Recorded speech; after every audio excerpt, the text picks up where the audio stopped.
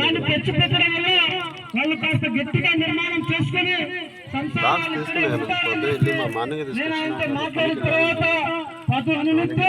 మన ఇన్ఛార్జ్ గారు చంద్రన్న గారు పోరాటం మీద ప్రత్యేకంగా దృష్టి పెట్టి ఏది ఏమైనా సరే వీరిద్దరు కూడా అనేక కాలంగా నిర్మాణం చేసినటువంటి నైపుణ్యత ఉంది, అందులో కాబట్టి ఈ పోరాటాన్ని సారైనా రేవైనా వేలైనా మనం నమ్ముకొని వచ్చిన పేదవారికి 2 సీట్లు ఇచ్చిందాగా ఖర్చు పెట్టాలి.